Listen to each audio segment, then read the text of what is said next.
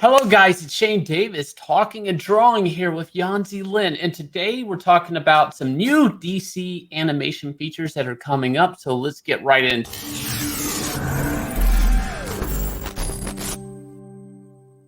So the world's finest is coming in animation, basically. I wish it was the world's finest. That would actually be cool if it was those two characters together once again. But what we have is two separate animation initiatives by Warner Brothers, which will be on HBO Max.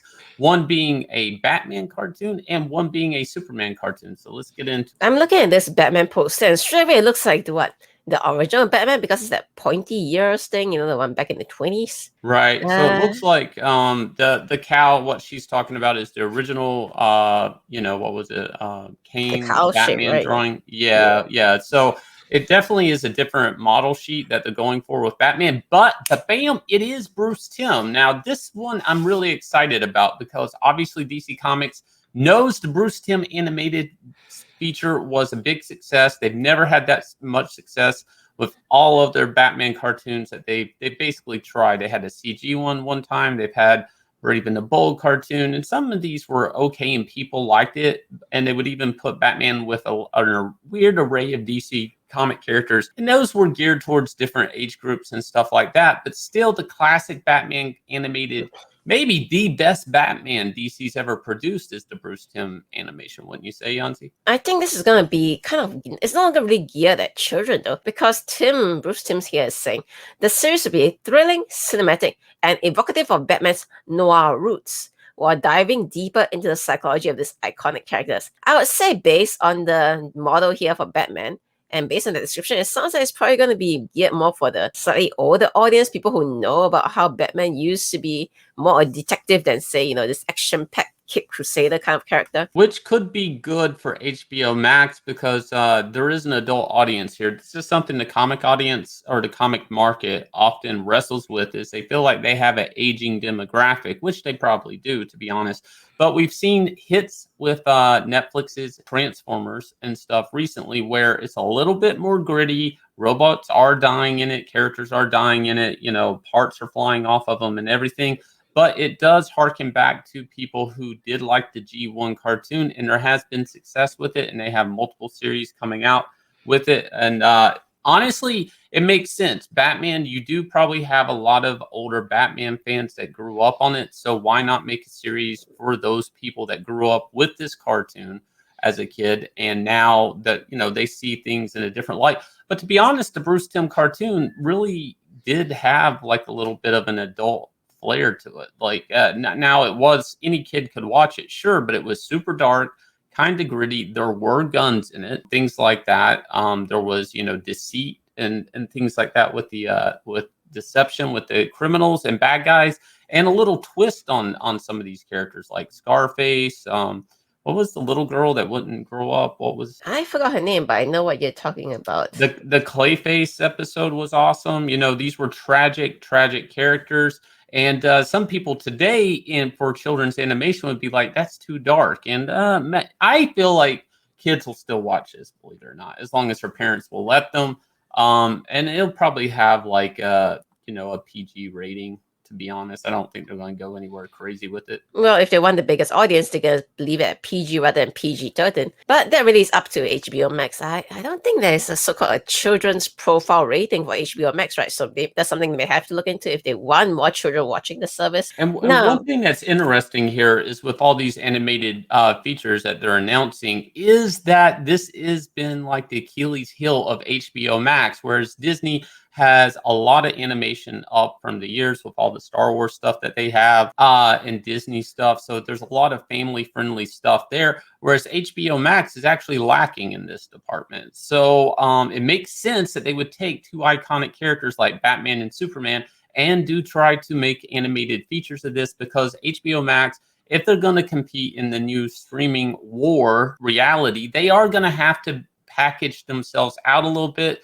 to hit different marks and make people like make it a package deal that an adult feels like, I can turn this on for my kid, and then I can watch this at night when my kid goes to sleep. So the service is going to have to be a little bit more competitive like this.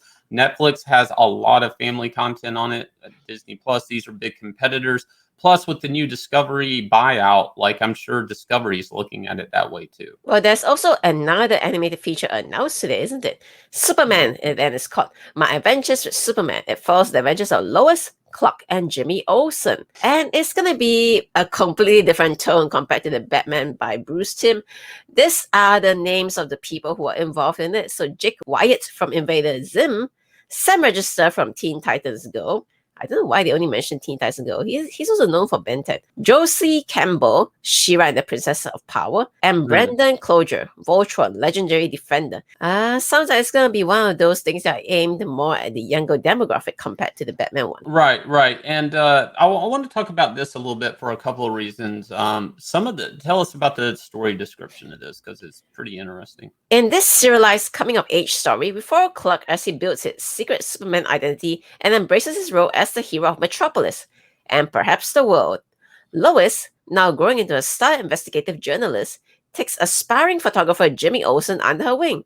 All the while, Clark and Lois are falling in love, sharing adventures, taking down bad guys, stumbling over secrets, and discovering what it means to be Superman and Lois Lane. And here's the picture here. But just so you guys know, it's going to be one of those interesting things where they decide to race and gender swap. Well, race swap. You have a full picture where it shows Jimmy Olsen. So here's the full cast image that they've released to the public. As you can see, Jimmy Olsen is now of color. Lois, short haircut, very she looks a little tomboyish. I don't know, what would you call that?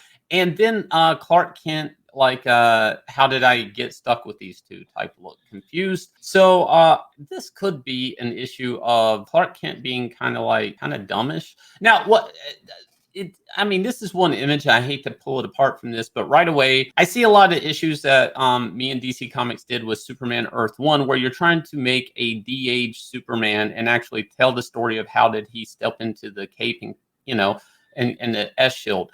Now, there's a lot of good story there, as we did in Superman Earth 1, and I kind of keep feeling like I'm getting this vibe from it in a weird way with the geek sweater that Clark's wearing and stuff like this. Now, I want to talk a little bit about what we're seeing here with Jimmy Olsen. This is something that happened in the Zack Snyder Superman universe. Instead of Jimmy Olsen, we had Jenny Olsen.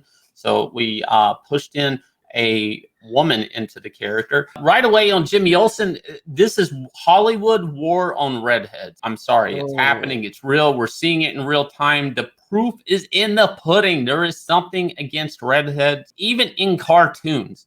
Okay, so then and again, they Lawrence Fishburne in the Zack Snyder universe was Perry White. So it's really easy for people to try to push diversity on Superman through his supporting cast, which he does have a strong supporting cast. Now, I am excited for this because I have equity and royalties into some stuff I did in Superman Earth 1, and this story does seem like it's fitting there. So I will be watching, knocking on DC's door if they owe me any money on this. Now, with that said, though, I am kind of confused with DC's plans with Superman all around. We have Superman and Lois on CW, which I like, and it's telling the story of Superman tomorrow, basically, where he's got, two teenage sons, a villain from another universe, and he's married with Lois and all of this stuff, and it's pretty entertaining. Whereas this is like the prequel to him even being Superman, and then we have the J.J. Abrams' Black Superman coming. So this is what really concerns me, and especially with this cartoon, is it absolutely looks like Warner Brothers, AT&T, whatever you want to call it, DC Comics has no effing clue what to do with Superman. The only thing they know to do is do something different. Now, doing something different necessarily isn't a good thing, especially if it's bad different. So, but see, it's almost like DC Comics or Warner Brothers are trying to cover all bases with Superman. And eventually one of these things will be right. And I feel like this is throwing noodles at the wall and see what sticks, to be honest. So that's my takeaway on this. Superman is a tricky character because he's a strong based character, and when you get a character so strong in morals and what he represents and stands for, he doesn't really fit into, you can't really push the character around because he just doesn't bend into different times. And some people would say it's not very progressive or whatever. Now, I'm not I have mixed feelings on gender swapping characters like this. I don't think it's absolutely necessary. I think if we wanted to add a person of color into this cast, I think it's very easy to just build a new character than to swap out a character for a different race. There could always be another photographer built in a way. But then people would say, "Where's Jimmy Olsen?" But you could also add just a new character to the cast. I mean, that and keep Jimmy Olsen. You could just add like, another reporter to the cast that they deal with that happens to be black. I don't think race swapping a character is necessarily the answer, especially when the supporting cast happen to be office characters and not other superheroes. I don't think this is exactly a hard thing to do. I really RIP redhead Jimmy Olsen. I don't think we're ever getting you back. I think you're I think done. this is pretty tragic, though. Can you imagine it was maybe a younger viewer watching all this Superman stuff, and then they see the Zack Snyder, Jimmy Olsen, which is now Jenny Olsen, and they see this Jimmy Olsen here, which is a black Jimmy Olsen, and they're gonna be like confused. They're gonna be like, "Is this a new character?" Remember, younger children, they kind of recognize characters by their looks. Unfortunately, they don't really recognize them by their inner character, or whatever you want to call it. So they're gonna look at this and be like, "Who's this? This is a new character." And in the end, this kind of stands that the character doesn't really matter, but he's actually Superman's pal. He's his bro at the office. He's the witness to his love triangle with Lois Lane. So it's kind of a weird scenario to treat the character like he doesn't matter by just race swapping, I mean, this character has been gender swapped, race swapped, and he's a redhead. I mean, come on. I mean, he's a very colorful, diverse character just by being a redhead. I hate to see the character get batted around like this, but I'm not also, I don't know. Is this a hill I want to die on? No. I mean, it could be worse. I mean, and I'm sure we're going to see worse with the J.J. Abrams Superman. So on that note, guys, please hit subscribe. Leave me a comment below. Also, check out Starlight Cats up on Indiegogo. We're well over $111,000 with about a month left on this book. So if you're thinking of backing it, please go over, check it out. You will get this comic book in the mail from me to you, and we thank you for that. And we will catch you guys again with another video. Take care.